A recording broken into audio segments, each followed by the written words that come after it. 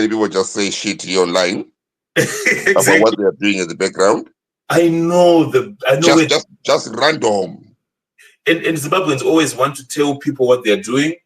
So you can imagine on Twitter here, people will be coming up and saying, hey, ZANU-PF doesn't know what's coming to hit them. Wait.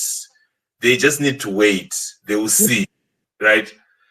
And the arms, where are you going to get the arms from? There's no more Soviet Union. China is no longer moving with uprisings.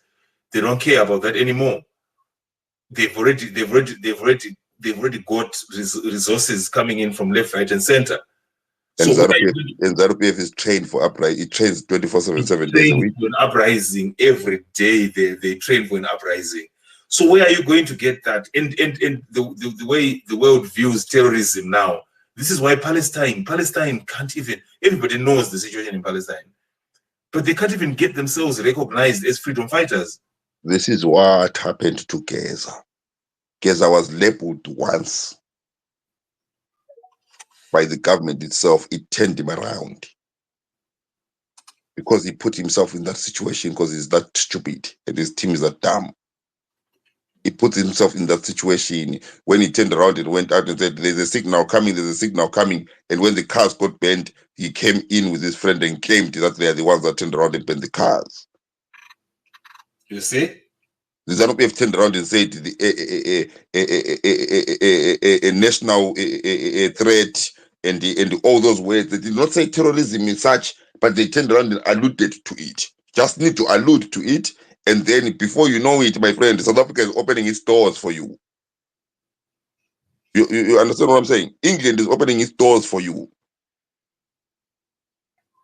But yeah. Again, so now what you've done is you've actually sanitized ZANU-PF, because now they can claim that there is a terrorist threat in our country, and every country wants to deal with terrorism.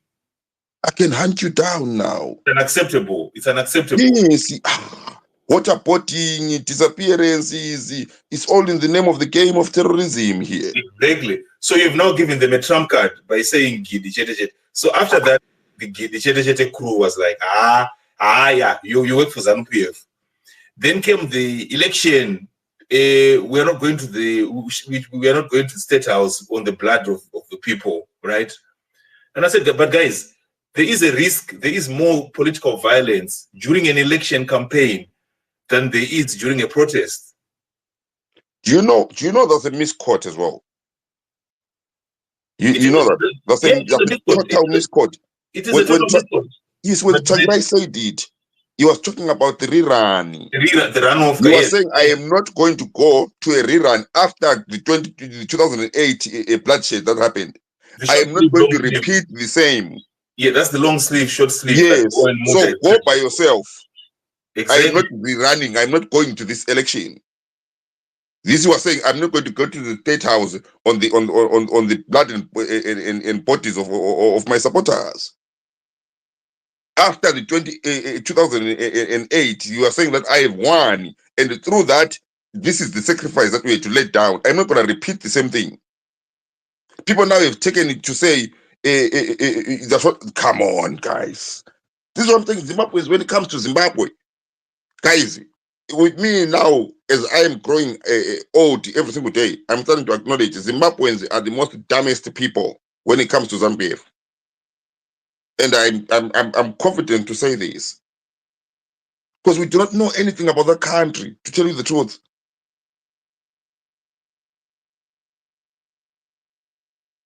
I'll tell you something with me that turned around and proved Zimbabweans are fucking on another level with the ZANU-PF. This is not related to politics, but it shows you the level. So everyone knows this. I'll say the statement first. British Museum has to release the bones of Mnangagwa.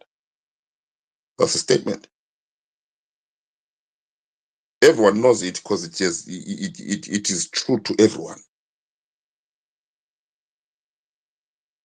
Yet there is no bones of Mnangagwa. The bones of Mnangagwa are in Harare. Buried. ZANU-PF knows where it is. It's not even a secret. The grave is known. Yeah. But it is true to Zimbabwean minds. And it is true if I'm going to tell you when that statement was said publicly, for everyone to know, you'll be shocked. It was said in 2014 in the Heroes Acres speech by Mgabe. But he did not even say it that way. He turned around and said heroes. He said the bones of our heroes are in the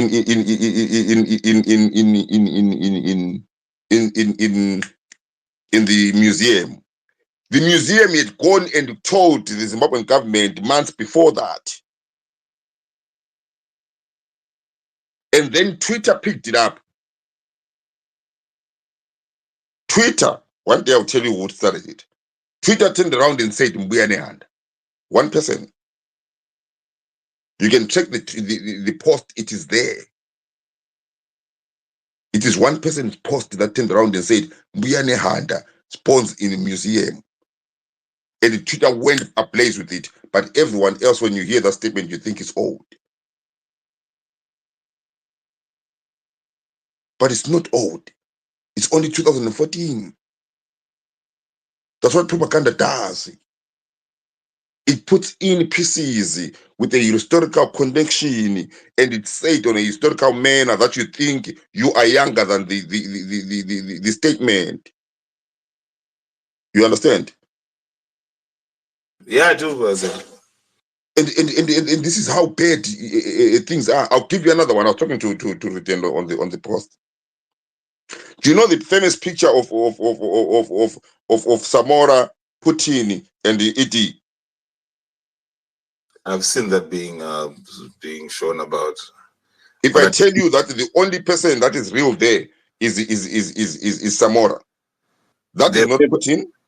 They've never taken a picture together because Putin was too young. He was in Germany. He was in East Germany. Yeah, that's what I was saying. He wasn't at a rank where you would be meeting statesmen at that time. And the other one is not even ED. That is Thai. That is a comrade in a commander in he was a commander in thingy in Samora's party. But that picture now, when you look at it, you see Putin, you see Samora, you see ED. But it's not ED. It is Thai. It's comrade Thai. It is Zamora. It is another agent of Russia, but not Putin. Putin was in East Germany dealing with the police. That's what his rank was. That's what he was liaising with the police. That's KGB staff. He was working.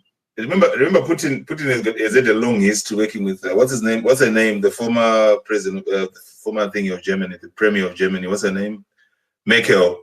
Yes, that's what he was running around on. Putin was Merkel's boss at some point during the Cold War period, and he wasn't meeting statesmen at that time. This is what people don't understand. Putin was way so. If it wasn't for Yeltsin and his drunkenness, Putin wouldn't be where he is now. He was way below the chain in the Soviet chain. Putin was never in the army level. Putin was in the CIO of Zimbabwe level. That's what I'm saying. That he wouldn't have met statesmen because he was in intelligence. 100%. How do you meet statesmen in intelligence? But isn't that what people turn around and say it's true? But yeah, Zimbabweans are higher. It is because ZANU-PF has turned around. You know, when someone is ZANU-PF, the first 10 years of ZANU-PF, to understand it, you have to deal with North Korea. If you want to understand our first 10 years, you have to understand North Korean history.